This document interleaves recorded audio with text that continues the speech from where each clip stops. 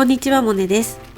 ここ半年、動画にはしてなかったけど、ちょこちょこと買い足していた文房具たちがあります。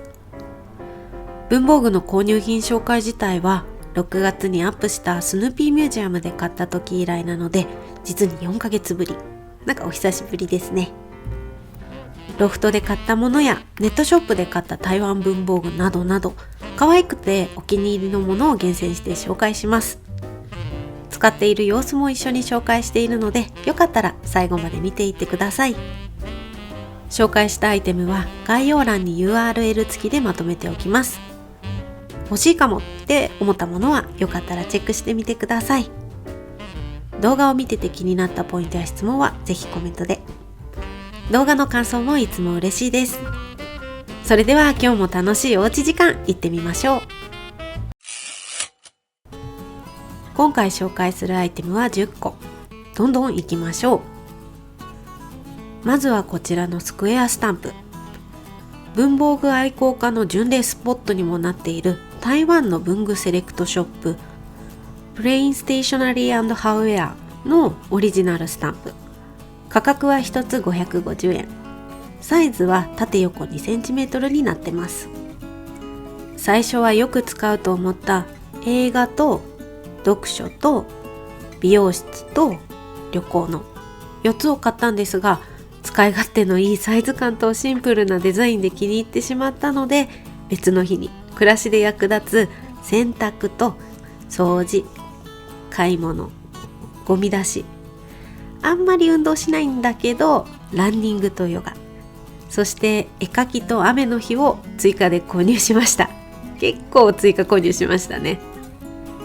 いつの間にか12個も買ってました。総額は6600円。1つ500円だしって思って調子に乗って買ったら結構な額になりましたね。こんなにスタンプにお金使うと思ってなかったので、金額出してみてちょっと冷や汗ものでしたが、悔いはないです。日々の暮らしに寄り添った使い勝手のいいスタンプなので、お値段以上になるように使い倒しています。基本的に使っているところはマンスリーカレンダーページです。予定を文字だけじゃなくてスタンプを使うことでアイコン化させています。スクエアスタンプとセットで買ったのがこのスタンプボックス。お値段は165円。お色は赤、黄色、青、緑、オリーブの5色展開で、赤と黄色と青を使っています。スクエアスタンプがぴったり収まるサイズなんですよね。今回私はスタンプを家事、娯楽、その他に分けて入れてます。他にもクリップとか画鋲とかゴムとかヘアピンとか、文房具以外でも細々したものをしまう小物ボックスとしても良さそうなので、結構買い足そうと目論見中です。こちら机の引き出しなんですが、ジャストフィットで収まってくれてます。こうやって揃って収納されてると見え方も綺麗なのでお気に入りです。お次はこちらの真鍮定規。トラベラーズノートでおなじみのトラベラーズファクトリーのブラスプロダクト TRC ブラス定規です。お値段は1320円。システム手帳を使う前はトラベラーズノートを使ってました。デザインがシンプルで大人っぽくて、すごい好きなデザインばっかりだったので、トラベラーズノートを使わなくなってからも小物だったり文房具系の方でお世話になってます。真鍮は使い続ければ使い続けるほど表面が酸化して色や質感が変わっていくので、10年後が楽しみになるアイテムです。どんな色になるかなとか、どんな表情になっていくかなって楽しみにしながら使っていきたいです。もともと同じブラスプロダクトのテンプレートブックマークのナンバーをちょっとした直線を引く定規代わりに使ってたんですが、あくまでもブックマークはブックマークなので、薄くて結構柔軟性があります。柔軟性があるので押さえつけないと真っ平らにはなりません。やっぱり道具は正しい使い方をすることで進化を発揮するっていうことで、小さい定規が欲しくて購入しました。長い 30cm 定規もあったんですが、小回りがね効かないので、ちょっとした時にスッと出せてスッと線が引ける 15cm の定規は1本あって損なしでした。おろしたての定規なのでピカピカです。ブックマークはお迎えしてから5年くらい経ってるのかな。いい感じに色が落ち着いてきてるのがわかります。どちらも10年後が楽しみです。お次は2022年の卓上カレンダー。2021年に使っていたチョークボーイさんのものを2022年度版で購入してます。お値段は1320円。皆さんは手帳とは別にカレンダーって買ってますか？壁掛けタイプなのかな？卓上タイプかな？私は最終的に手帳に挟んで保管するので卓上タイプを使っています。このカレンダーは優しさを感じる木の台座とデコボコする活版印刷がとても可愛い、ちゃんとねインテリアとしてもおしゃれなのが気に入ってます。2022年のテーマは日本を巡る旅のようで、毎月めくるのが楽しみですね。新しい机の飾り棚がラジオや時計やカレンダーなど小物たちを並べる定位置になっているので、来年もいつでも見れる机の飾り棚に飾る予定です。使い出すのは2022年からなので、まだ2ヶ月以上先ですが準備しちゃいました。ちなみに使い終わった後の台座って皆さんどうしてますか？ちょっとね、私どうやって使っていいのかわからなくて、いい使い方が知りたい今日この頃です。よかったらこんな使い方してるよっていう人がいたら教えてください。久しぶりにマステも買いました。飾るを楽しむマステじゃなくて、結構ね実用性たっぷりなクノープワークスさんのマステです。クノープワークスさんのアイテムは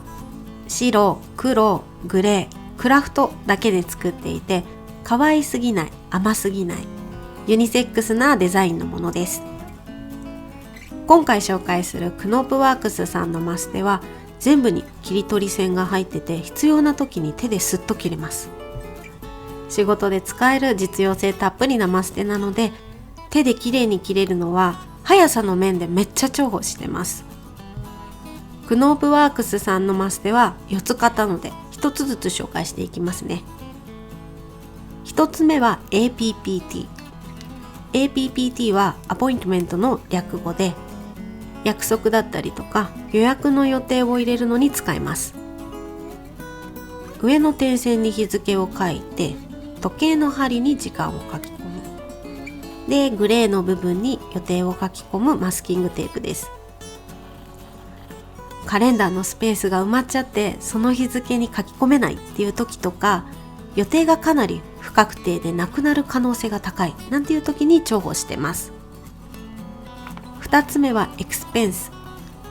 購入したものやこれから購入したい狙ってるものなどを書いておくのにおすすめです。他にも建て替えてもらったものや建て替えたものなど、日常の支出管理にも使えます。お金の切れ目は縁の切れ目なんていうね、怖いことわざがありますからね。それに親しき中にも礼儀あり。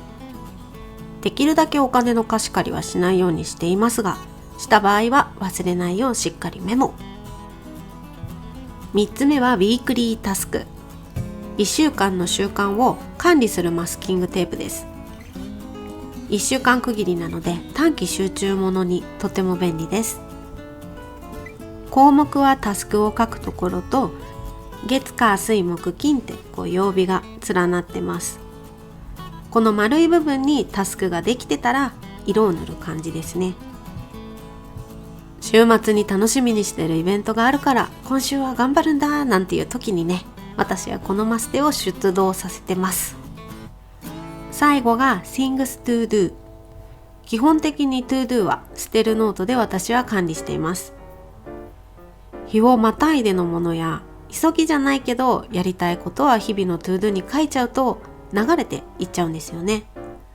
そんな時に一つのタスクで書けるこのマステは重宝してます。さらにマステなので手帳感を行き来できるのがさらに便利。今月取り掛かれなかったっていうものでもすかさず来月のページにそっと貼っておいて、